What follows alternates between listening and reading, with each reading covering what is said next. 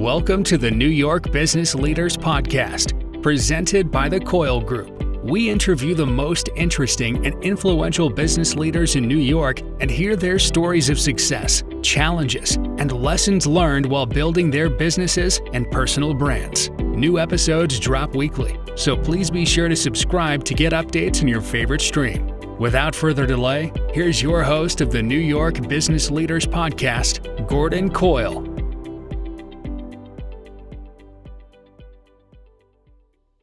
Welcome back to the show. Today we're going to take a dive into the small and medium-sized world of mergers and acquisitions with Kyle Griffith of the NYBB Group. Kyle's firm has been in the business of buying and selling firms for about 20 years, and in this conversation we spend a good portion of the time around preparing a business for sale, which has multiple facets to it. There are elements of de-risking a firm to maximize value, cleaning up the balance sheet, getting all the owners on the same page, and aligning objectives. In fact, we spend a few minutes talking about the headspace that sellers need to be in to get to the sale and to get to the right timing. For business owners, and this includes me as well, when you get into your late 50s or early 60s or later, the thought of selling your firm is on your mind a lot. When is the right time? How am I going to do it? Who's going to help me? How much can I expect to make in the deal? What's it going to take to get it done? These are questions that someone like Kyle can answer for you. In fact, during our conversation, I asked him, when is the best time for a business owner to start thinking about when to sell? And his answer was on day one. And maybe that's a bit extreme, but if one of the objectives of being an entrepreneur is to create wealth at your exit, then maybe he's not too far off. In any event, there's so much to consider when selling a business or buying one, and having Kyle on your team to work with you is invaluable. If you'd like to get in touch with Kyle, you can go to his website, which is www.thenybbgroup.com, or you can catch him on LinkedIn, where he's very active. In addition to NYBB, Kyle also runs the M&A Group, which is spelled EMINAE, and that's a network of M&A advisors, and you can learn more about that at the www.eminae.com. I'll have that contact info in the show notes for you. Finally, if you have an interesting story you'd like to tell on my podcast, please reach out to me and let's have a conversation. My email and phone number will also be in the show notes. Thanks. Now on to the show. Welcome back to the New York Business Leaders Podcast. I'm your host, Gordon Coyle, and today we've got Kyle Griffith with us. Kyle, welcome. Thank you, Gordon. Appreciate being here. Thank you. Yeah, glad that you could make it. Kyle's with the NYBB Group, and we're going to be talking about mergers and acquisitions and networking and all sorts of things today. So, Kyle, why don't you take a couple minutes, introduce yourself, tell us what NYBB Group is all about, and then we can dig into it. Well, thank you, Gordon. I appreciate the opportunity to reconnect with you here and share some insights with your audience. As a business owner, we have been buying and selling companies for 20 years now. My partner started a company back in 2003, so we actually celebrated our 20th year in business since we started buying and selling companies. I personally have been in the space for the past 13 years. I have sold multitudes, different types of businesses. I tend to like to work more in the logistics, distribution, HVAC sectors, especially trades, but we sell everything from accounting practices, manufacturing companies, tech businesses, and so on. We are agnostic. We have a team of 11 deal makers, 11 M&A advisors, and we're based here in Melville, New York, but we work nationally, but most of our businesses in the New York tri-state area.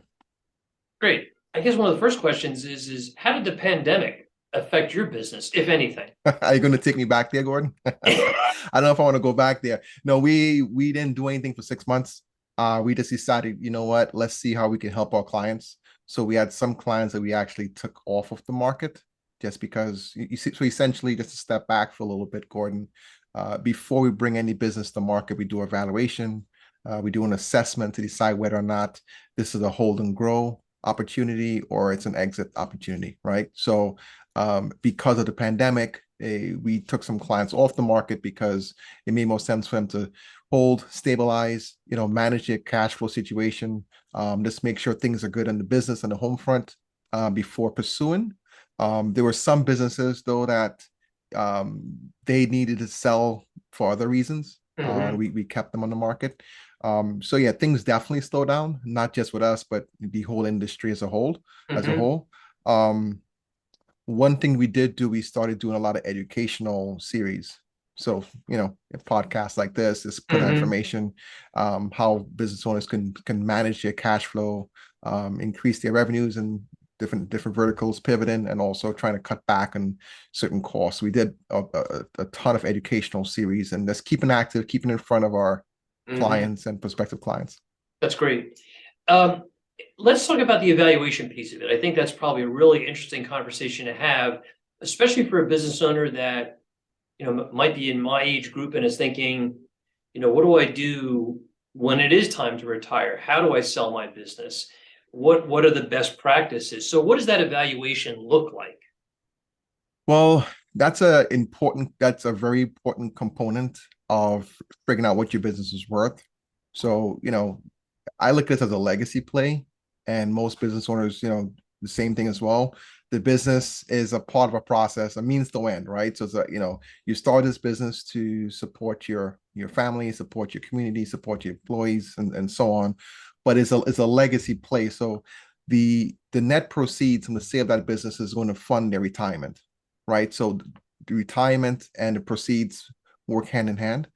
The only way to figure out what that net proceeds is to do a valuation of the company. There are different types of valuation methods. Most common one is the market approach, which most people are aware of. So essentially, you look in the market, you see what businesses like that business has sold and what's in the market, and you come with a multiple, and a multiple is applied to their EBITDA or their discretionary earnings for the company. There's also a cost to build approach, which is you can also call an asset approach. Essentially, if you were to start that business from scratch, what's going to cost for you to build out that business? You see that's usually used in cases where there's a lot of heavy machinery, a lot of assets, a lot of trucks in the business. And there's also the discounted cash flow as well. So you're looking at potential future earnings and you're applying a rate to that. So there's different methods and they're all weighted based upon how much data you have. So the more reliable the data is, it will be the valuation will be weighted more towards that. So if you have a lot of comps, most likely you're going to go with the comps. If you don't have much comps, or if the business has very little cash flow, you may benchmark it on potential future earnings and apply a multiple to that. So this depends. Ideally, when we go to market, we want to see who is the right fit to buy the business, and you can cater the valuation towards that in some capacity. So it's more of an art than a science. It's not any one specific way. You're gonna, the business owner has their own valuation, their accountant has their own valuation. If you was to send your business to 3 or 4 different valuation companies, they're all going to come back with a different number.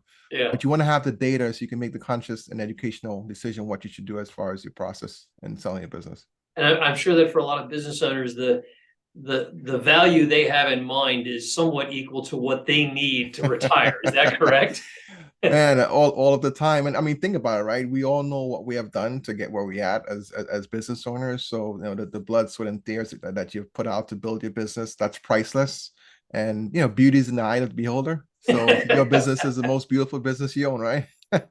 Right. No one wants to say their baby's ugly, right? So yeah. The key thing is when you go into negotiating deals, you want to understand what motivates either side. So I didn't mention we do buy sides and sell sides. So we represent clients that are looking to acquire as well. But specifically for this conversation, on the sell side, we as intermediaries and as advisors, we want to understand the buyer, what drives them, what are their motivations, and if we can understand why they're buying their business, what's the whole reason behind it, then we can use that in our negotiations to get our clients the best offer. So in most cases, essentially how it works is the valuation is going to give you a baseline. That's going to make the buyer comfortable. However, what's going to make them buy the business, it's the upside potential, upside growth of the business, as well as the as well as the de-risk of the business. So if there's less risk in the investment, that also gets them excited as well. So, but evaluation is just the one component. There's other intangibles that business owners have to consider. Now, you mentioned a word that I'd like to explore a little bit further, which I've heard before in M&A deals, and that is de-risking a deal. What is that all about? Okay, that's a whole other podcast. But de-risking is very important in any investment. There's risk. So essentially, that risk is tied to you could tie it to a multiple, essentially. So the larger the risk, the smaller the multiple, right? So if you start off, let's say, at a multiple of 5, the more risk that's involved, that multiple is going to come down. So give you an example. So one risk could be that, well, let me give you the different categories of risk first. There's financial risk, right? So as a seller or a buyer, you're looking to invest in the business, you want to make sure that the numbers is as represented, right? So you're going to do a quality of earnings to de-risk that, to make sure that the numbers are validated. So you have the financial risk. You also have legal risk, and that deals with compliance. If you're buying a business, you want to make sure that they do have the license and permits to operate, right? If they have contracts with vendors, clients, you want to make sure that those contracts are transferable. If the business is dependent upon a location, so you need the lease is important to that. So there are multiple legal aspects. Those are just the top of the service. Especially in this age of technology, there's also IT risk as well, de-risking. So you merge into companies. Sometimes there may be some weaknesses to their particular process. As far as potential to be hacked, and how that data is being transferred. First of all, do they own the intellectual property, right? And then you also have the human capital risk as well, which is the personnel in the business. Every business is run by a person, right? I know that technology is a big talk now, and so on with AI, but behind every business is a person. There's someone that actually are executing those particular tasks.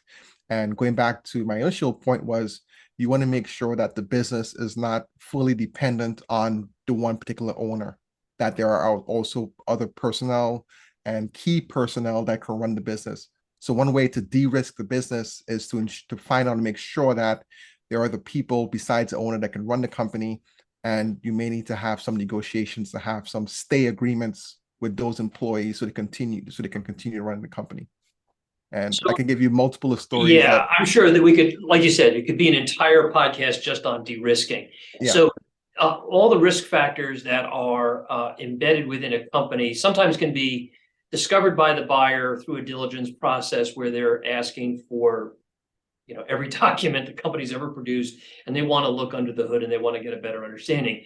But for the seller, I would imagine that there is a period of time that you would go in and talk about these risk factors that you want to categorize and de-risk as much as you can to increase that multiple because they're in relation to one another, as you mentioned.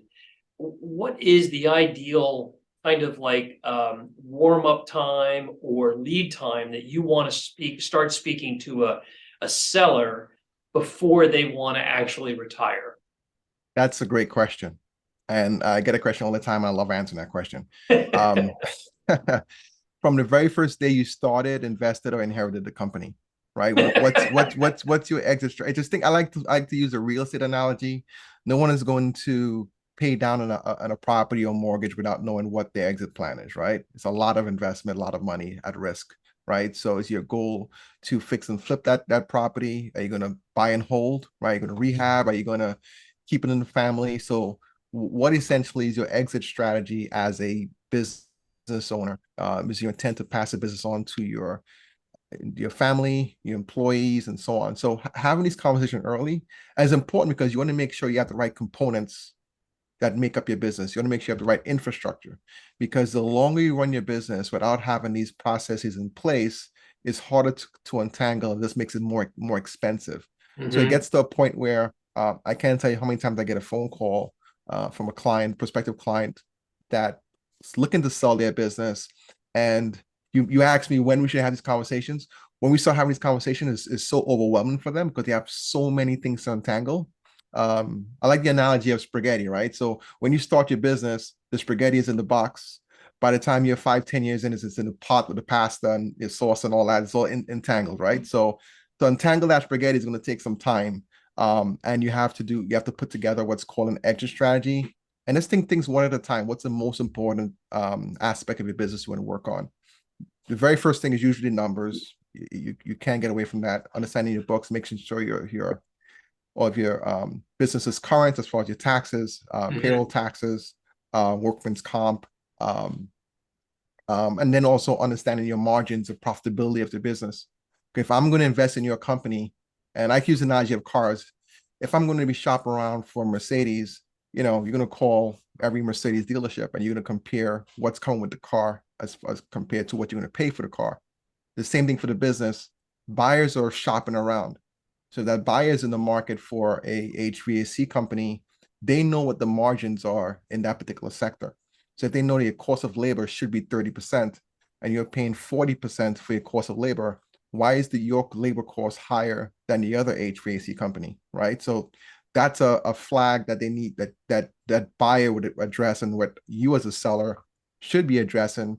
And usually what the case is, because I'm actually representing 3 HVAC companies right now, and sometimes what the case is, they started with a set of employees that they're loyal to and are loyal to them, and they give them additional bonuses to keep them, because it's hard to keep and retain talent. In some cases, it's family that's involved in the business. So you have family on the books, and they're only in the books a lot of cases to get health benefits, because healthcare is expensive.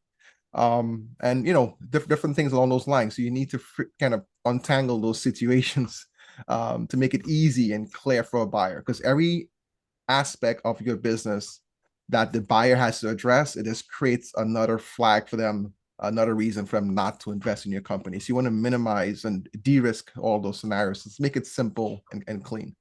So which is common and there's nothing wrong with it, if you've been pushing personal expenses, personal vehicles, additional employees in the form of your children that really are on the payroll but not at work.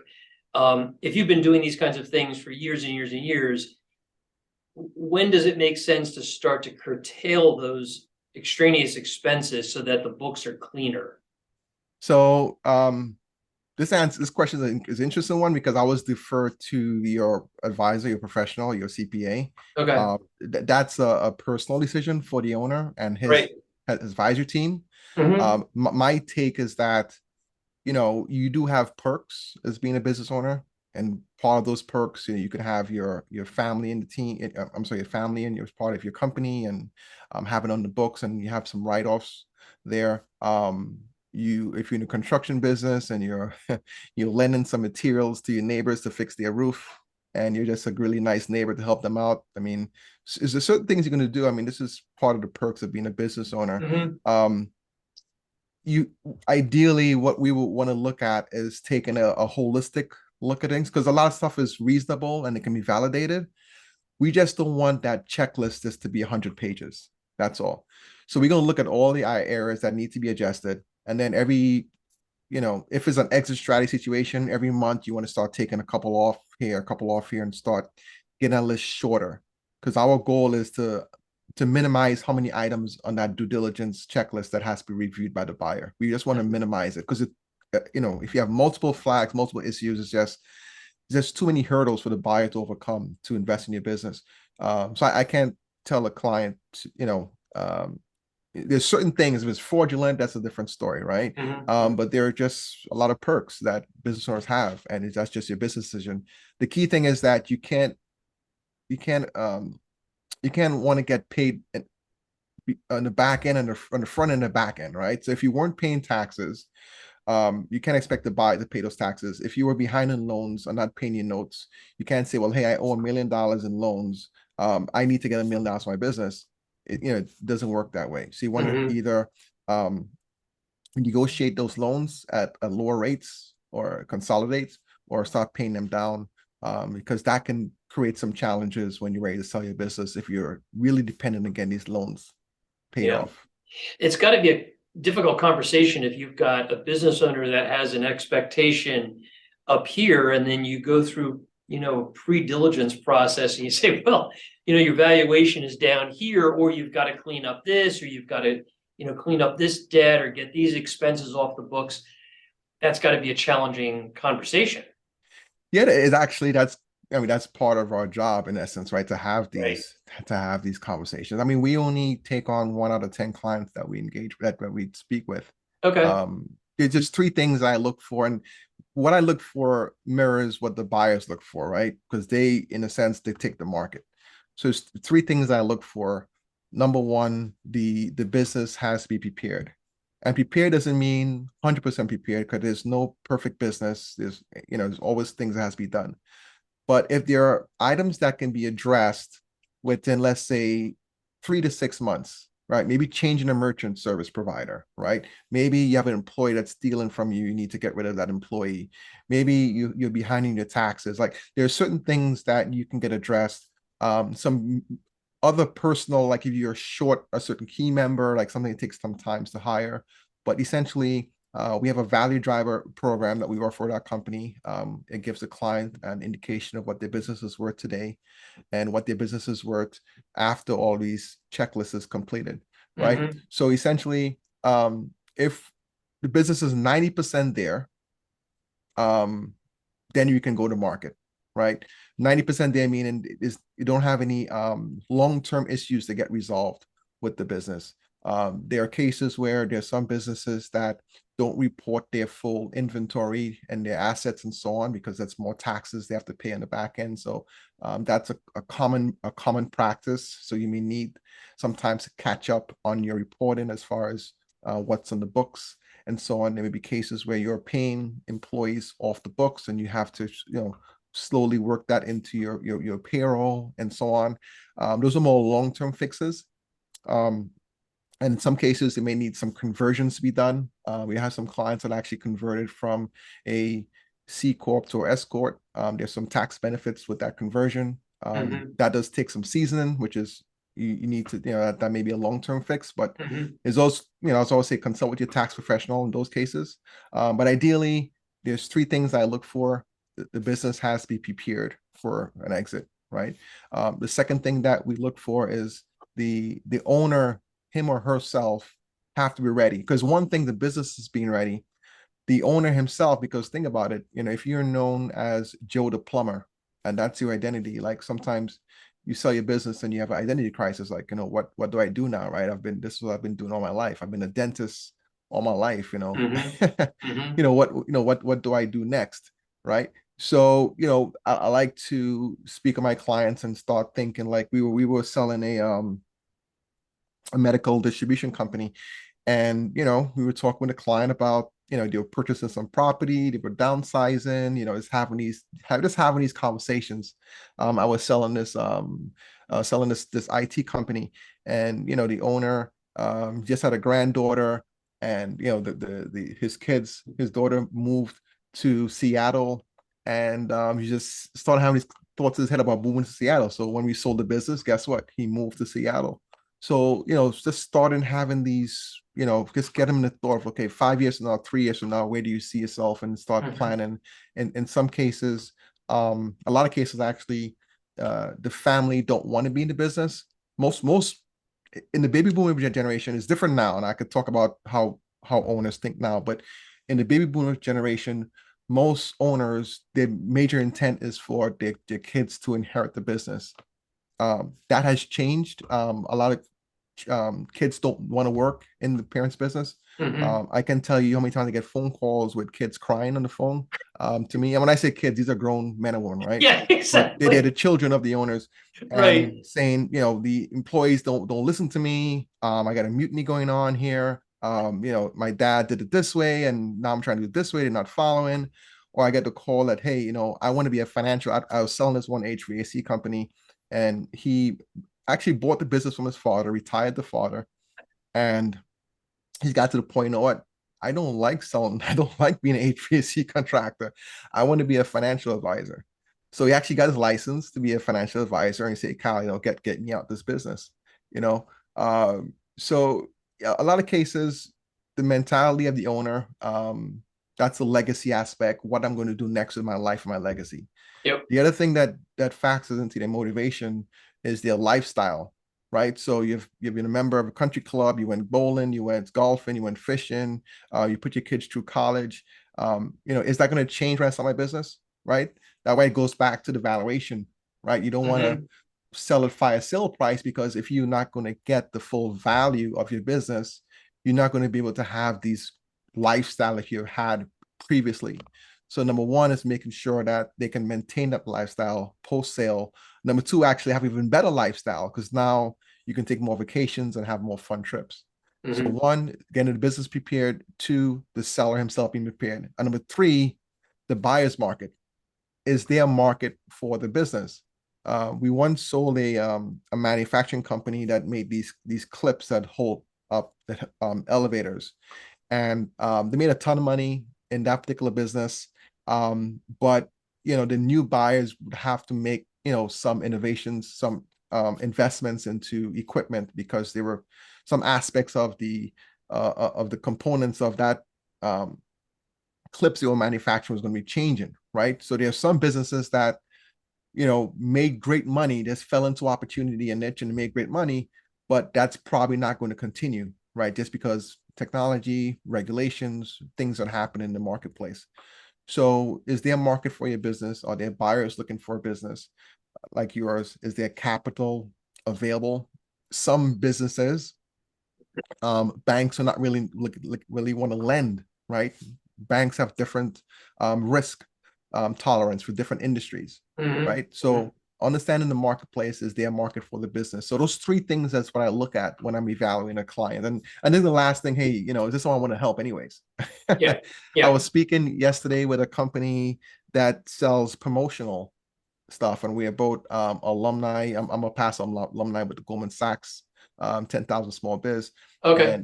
And this is a referral that came to me, and I had to tell them up front, I said, you're too small. Like, you're not in our sweet spot. You're not in our core business model doesn't support your size companies. But what I explained to him was that every year, about 2 to 3 businesses that we sell, we provide those services to companies that normally won't be able to afford to work with a company like ours. And usually, if those 3 factors that I mentioned are checked off, and the fourth one is if I feel passionate about that owner and that business and want to help them. And a key example of that is we sold a software development company. The owner was a referral for one of my attorney contacts. Super small business, definitely outside of our scope as far as size, but the owner was going through some health related challenges, really bad. I mean, sometimes I can't even reach her.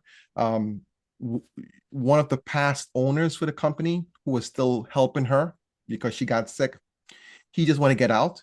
He want to get the business sold because he's already moved on to another business.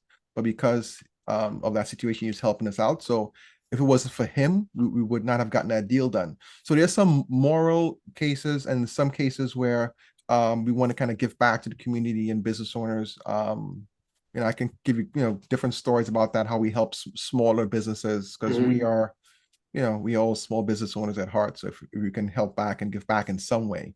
So we typically work at companies 5 million and up in revenues, but we do have some clients that we help, but a little bit smaller, because we believe in what they're doing. Interesting. I want to just go back to number 2, the ownership mindset. Yeah. And being in my 60s and my peer group being in their 60s, there's always this conversation about, well, if I retire, what am I going to do? Or the flip side of it is like, I hate what I do. I want to retire and get out. That's got to be, you're part finance, part negotiating skill, part banker, all these things. Part adult daycare. I was going to put it more as a therapist, but okay, adult daycare. But there's got to be a lot of that kind of, head talk conversation that takes place, because there are probably 2 boats. There's probably people that are like, I'm done. I got to retire. But their business may not be ready to be retired because they're not prepared, like you mentioned. And that there's probably some people that have wonderful businesses. They just don't know what they want to do. And they think they want to retire, but they don't know how they're going to step back. that's got to be a challenge. I know that there's earnout periods in a lot of deals, but can you speak to that? Like on the mind of the business owner that maybe kind of has, one foot on the side of like, I really don't want to retire, and the other one where maybe the spouse is saying it's time to retire. We've got grandchildren in Seattle, like you said. How do you balance that out? How do you handle that? Actually, the spouse is a good one too, because hey, John, get out of here. We need, we want to rebuild. I sold a automotive a company that distributed these small nuggets, and the husband he could have kept doing this forever, and the wife was like, hey, Henry, you're done, man. Let's I want to remodel the house, and I forgot what philanthropy they wanted to support. They had a charity that the wife that they wanted to support. So we're thankful we got that deal done. There's a whole story behind that deal. I'll maybe share another time. But yeah, so we work as a team, and it is a very touchy situation when it comes to business and family because most of our clients are privately held businesses. We do recommend that they speak with someone because we do walk that line as you mentioned, you know, the numbers aspects, finance and transaction, but we also have that relationship side of things. And we still want to be very cognizant of the fact that we just met and there's a long history in that business. There's a lot of things that happen, right? Mm-hmm. I loved one of my favorite colleagues as far as business goes are chief operating officers, right? VP of operations. They know everything. Or well, the buyers are buried. All the issues that happen with the business, and they actually are one of the more stressful people in the business because they have to keep that business, that engine going, notwithstanding all, knowing all the stuff that's happening behind the scenes. So a lot of cases, 20, 30 years of history is a lot. There's a lot that's happening there. So for us that's now getting involved is to unpackage that in a period of time. It's a little bit beyond our scope. Mm-hmm. So, we always recommend. So I have some PhDs on my team that I like to recommend to my clients. I would say that one of the biggest factors is debt. I had one client where the son actually committed suicide. Mm. Um, and that's actually was one of the reasons why he was, selling the company. And he's like, hey, my family's important, and the business is great. His father started a business, and he took it over and revamped it, built it up, great company. But you know, I have to focus on where I need to focus on. So yeah, so you have to kind of bring in some outside parties to deal with some of the trauma that's happening in the businesses. It's not always as dramatic or tragic as this case, but majority of the time is either a debt or some sort of health. I had another deal I was working on where um, I give you a story, so which relates to your question. Um, I had this gentleman that called me up, and he had a delivery company here in Brooklyn, and called me up. So I went through the typical stuff what we need, right, to get started. He's like, "Hey, Kyle, yeah, I'm gonna get back to you on that, right?" Um, he called me back about 9 months later. It's like, Kyle, do you remember me? Yeah, of course I remember you. We have a file, we keep all information. So I got all of his notes and everything. And so we spoke a little bit and say, I'm ready to move forward. And I say, yeah, so this is what we need from you to evaluate your company and do an assessment for your business and so on. He's like, yeah, I'll get it back to you. He didn't call me back like a year later. So it's like a 2.5 year period. And call me up like almost really like something was really up, like really up. He said, "Okay, can I come into your office tomorrow to meet you?" Right, sort of thing. Like something is really up. Anyway, just Red to flags are flying all yeah, over the it's place all at over. this point. So Yeah. for the sake of time, great business. The problem that he had and what's been happening, especially in the cities, is that you're seeing a lot of commercial space that's being converted into residential condos. So he had that business for 30 years, never thought about buying the property, and basically the landlord was refusing to renew his lease, and he basically was going to lose his business because of it. So we also are a real estate company as well. I found him at a place in JFK, and then he tells me, "I don't, I don't want to, I don't want to move." I say, "Well, same as Jim." I said, "Jim, um, I can sell your company, right? I'm pretty confident I can get this done. Actually, I had a buyer rate. I can purchase this company, but I still run my process to bring other buyers in. But you still have to have some contingencies in place in the event it doesn't close, that we can relocate your business so you don't lose the value. You can still remain operational. Mm-hmm. So when he hesitated about that, I saw it there. I said, something's really up here. It's like, you know, this doesn't make any sense. You're willing to lose all what you have built over the years. Yeah. Um, Fast forward a little bit, found a buyer, really nice guy, nice buyer. I've worked with him before. We're past the contract phase, about to close. He calls me up. The seller calls me up. His name is Jim. He said, Kyle, I didn't share this with you before, but I'm suffering. I have cancer, Yeah. right? And I don't know if physically I'm able to go through with this, because part of his commitment was on the back end. He had an agreement with the buyer to help with the transition and so on, and he's going through chemo and all of that. And it kind of rocked me a little bit as far as that, because I'm very empathetic to my clients and so on. And asked him, would you mind if I share this with the buyer?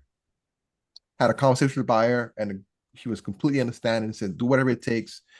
We just need to get his second in command under contract, under agreement. So we get that done, and thank God we was able to get it done. It was a great transaction. I was happy in all fronts. The morale in that company is really down because, like I mentioned before, the internal key personnel kind of knew what was going on, and they did not know if they're going to be able to have a job. They thought the business was going to shut down.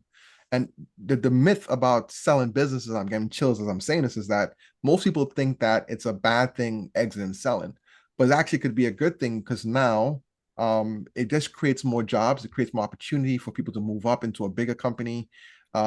He was, a sub $5 million company. This buyer was a $40 million company with multiple divisions, a lot going on. So I went out to the site. We actually identified a nice office space to make sure that key employee has a nice desk, got everything situated, and it worked out great. But the story from this is that in these deals is like peeling an onion, right? I thought the problem was the real estate. The problem was something else, and it's usually always health related or family related, or unfortunately the other D. But these conversations, they have to be had. You have to be upfront. You're not going to go to your doctor and say, hey, I'm having these chest pains, but by the way, I don't need to get any workup done, just help me fix my heart. You still have to go through the test and dialysis assessments and so on. So yeah, it's a lot that we do. It's not a easy process. It's pretty complex. Yeah, it's never just business. It's Yeah. always personal. And like you said, if somebody's been building a business for 20, 30, 40, 50 years, they're invested in it. And there's a lot of other moving parts that you have to address. So I'm sure it's complicated. I wanted to ask, how do you get people who are selling to call you? Like, how do you get your clients? Wow. So when I first started, I went around and I went business to business, made a ton of phone calls. So I've gotten my bumps and bruises along the way. At this point, for me, it's all relational. So I Okay. got a lot of my business from referrals, and just, we've been around a long time. Yep. So past clients refer me business. So think about it, right? When we sell a company, we have the buyer and the seller. There's two people. We have the accountants for the buyer, accountants for the seller, and then a CFO analysis or some sort of person accounting capacity in the buyer. We have the attorneys for both sides, and sometimes there's an insurance broker, and there's also the lender. I was gonna say bankers. And the attorneys on both sides. Right. So if you do a good job, everyone knows that you did a good job, and you get referrals. So yeah, most of our business has been from referrals, and then I do a lot of speaking engagements, like today, sharing some insight with your audience, providing value, providing content, and this being a resource. I think that's a key thing. This being a resource. Sometimes you cannot help the client, but someone that can, and just staying connected with your audience. Great. And on the flip side of that, do you have a database or Rolodex of buyers that you've got a new client, you've been working with them for 3 months or 3 years to try to maybe fine tune it or tune it up, and now you're ready to talk to buyers. Do you have a list of people that you go to? How does that happen? Yeah, we have thousands and thousands of buyers. Okay. So going back to the story with Jim, with the delivery company. So my trucking database is insane, right? I have a pretty good truck database, and when any business on wheels, I have the information, right? So he came to me, and I had a buyer already for him, and I say I have a buyer for your company. I have someone to be a great fit. However, I still want to run the process because we like to create what's called leverage. There's a saying in our business, having one buyer is like having no buyers, right? So even though I had this good buyer, that buyer is not my client. That buyer is a customer, Right. right? The seller is my client. So it's Right. my fiduciary responsibility to find him the right fit. So yeah, so we have thousands of buyers. So we run a pretty comprehensive process. So we have what we call some pocket buyers. These are buyers that have reached out to us over the years. Hey, if you find me XYZ company, let me know. And then we have some that go further than that actually hire us to do searches and do buy side representation. That's a whole Oh, whole interesting. other. Okay. But so we have buyers in a database that have interest in particular fields. So that's one point of contact. The internet, unlike the MLS where there's typically a multiple listing service where everyone goes, our business is very disjointed. There are multiple sites. So you have to pay for subscriptions and multiple sites to promote your listings. Mm-hmm. So we are on these multiple sites, but we are very strategic. We don't do the shotgun approach. When we sit down with the client, it's a three-part process. One is evaluation. Two, one is evaluation. Two is the timing of the sale is now the right time to exit, and then three, who's the right fit. Some companies might be a better fit for private equity. Some companies would benefit for strategic, like a competitor, and Mm-hmm. some companies are better fit for someone that's working for another business that is no upside for them. They want to have a business they own, they can call an asset, right? So Mm-hmm. we sit down with a client to figure out which of these would be a better fit for their business, and then we put together a list. So we draft these lists, and then we contact them. We send a mail, we call them, we do email marketing, social media marketing, and that's an ongoing process. So the reason why our database is so large, apart from we do this for a long time, is only one buyer can buy a business, right? So whenever we go out to market, we contact at a minimum 500 buyers at a minimum. So just Mm-hmm. think about over the years, that database has just been getting bigger and bigger and bigger. Mm-hmm. Um, Mm-hmm. so yeah, we have a data, and then we also work with other advisors like ourselves. So we co-broke and so on, and we work in a lot of professional circles.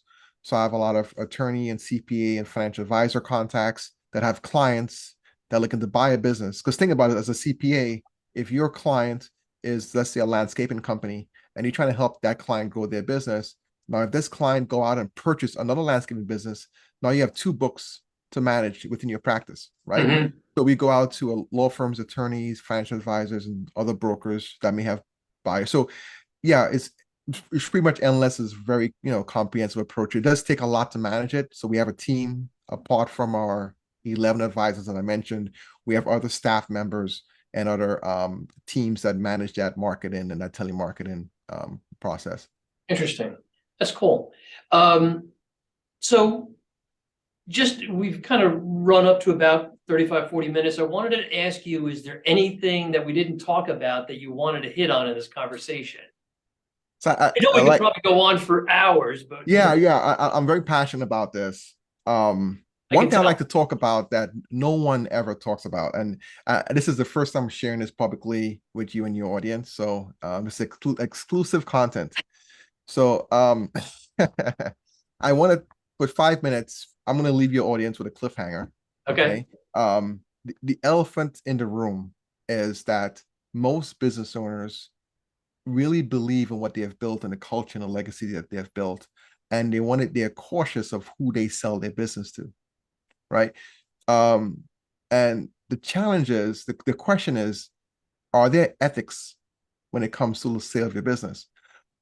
Are you as a business owner just wanting to cash out just because you want to retire, get your money and run? Or are you cognizant and aware of who you're selling to that's going to treat your employees right? It's going to treat the community right, provide a quality of service? And it is a tough question. And in my experience, most deals are done because there's a good relationship between both parties. But it's something to really consider, right? When you start your company, you've built your company in a certain set of core values. You've built a particular culture around your business. And, as how we start this conversation, is all about the legacy. So even though you have moved on from this business, you want to feel proud that, hey, I'm still seeing my name in lights, my business name in lights. I'm still seeing that building there. And you can look back and say, I did a great thing. I've built this great business. And that business is still living on today, even though I'm not running it, but it's providing great service to the community. So one thing I want to leave you on is the ethics around selling a business as opposed to just cashing out for the highest buyer. And it's something that's not spoken about much in circles, but it's something that you should definitely consider. And it goes back to multiple things. If you have all about social governance and so on. If you provide a certain product and you're caring for the environment, the community, and social awareness and so on, social justice and whatnot, your buyer comes in and now changes that. So it's part of the conversation that most people don't speak about, but it's something that I'm pushing forward. And also, one thing I like to share as well, don't just have the horse with blinders on and thinking that the person that's going to buy your business is going to look just like you or be just like you. I'll give you an example. We were selling a manufacturing company, and the inquirer for that business was a young, educated individual, and the client said, what's this kid know about business? He still has diapers on, right? This guy, what does he know about business? So he actually had this bias and this judgment already. This one particular individual bought that business, tripled that business, and went on to buy 6 other companies. Wow. And now runs a very large group investing in companies. So don't judge a book by the cover. There are a lot of investors comes in different sizes, different very diverse space. So keep your options open when it comes to selling your business. You never know who your next buyer will be. Yeah, I think that's good advice, especially on the seller side, to think, and you actually you posed the question earlier, and that was, what's really important to you? And I think that that's a question that could be used by any kind of advisor. I use that question, to a business owner: what's most important to you in this conversation, and does it fit what my objectives as a provider is? Can I fulfill his most important requirement? And I'm sure it's the same for you. So I think that's good advice, and it's great advice to kind of close on. So thank you.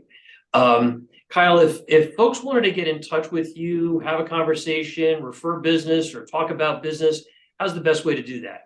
Yeah, sure. And thank you for the opportunity, Gordon. I think what you're doing is fabulous. Educating your clients and your readership and your subscribers about all aspects of business is fabulous.